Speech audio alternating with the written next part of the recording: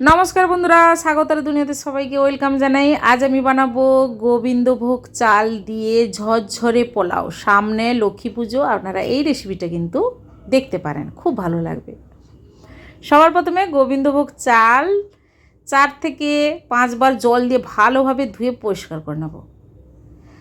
চালগুলো ধুয়ে পরিষ্কার করে নেওয়ার পর একটা বড় থালার মধ্যে গোবিন্দভোগ চাল রেখে হাওয়াতে শুকিয়ে নেব। তাহলে গোবিন্দভোগ চালটা খুবই ঝরঝরে হবে, তাহলে পোলাওটাও সুন্দর হবে।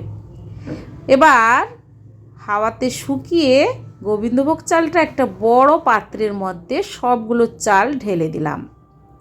এরপর দিয়ে দিচ্ছি সামান্য পরিমাণ আদা গ্রেট করে দিয়ে দিলাম। আদা দেওয়ার পর দিয়ে দিচ্ছি গরম মশলা গুঁড়ো, গোটা গরম মশলা দেবেন, স্বাদ ভালো আসবে। হলুদ গুঁড়ো দিলাম পরিমাণ মতো, আর দেব সাদা তেল 1 টেবিল স্পুন আর 1 টেবিল স্পুন ঘি। আমি এখানে 2 কাপ গোবিন্দভোগ চালে পরিমাণটা দিচ্ছি। পরিমাণ মতো লবণ দিলাম, আর ভালোভাবে হাতের সাহায্যে মাখিয়ে নেব। মাখিয়ে ঢাকা দিয়ে 1 ঘন্টা রেস্টে রেখে দেব।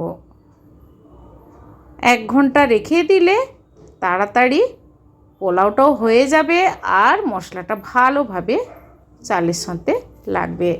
এবার গ্যাস অন করে দিয়েছি। কড়াই মধ্যে রিফাইন তেলে কাজু বাদাম কিশমিশ দিয়ে দিলাম, অল্প ভাজা ভাজা হবে। তারপর লবঙ্গ, দারচিনি, ছোটো এলাচ, একটা তেজপাতা কেটে দিলাম। তেলের মধ্যে নাড়াচাড়া করে নেব। আপনারা কিন্তু এখানে ঘি ব্যবহার করতে পারেন। এরপর দিয়ে দিলাম গোবিন্দভোগ চাল।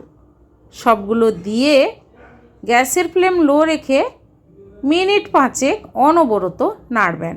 তারপর সুন্দর একটা গন্ধ আসলে দিয়ে দেবেন উষ্ণ গরম জল 4 কাপ। মাপটা ঠিকঠাক দেবেন, পোলাও ঝুরঝুরে হবে।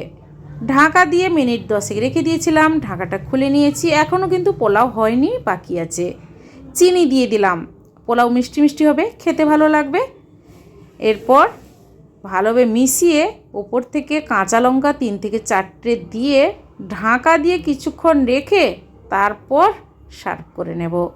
এভাবে বন্ধুরা বানিয়ে ফেলুন। কেমন হয়েছে কমেন্ট করে অবশ্যই জানাবেন।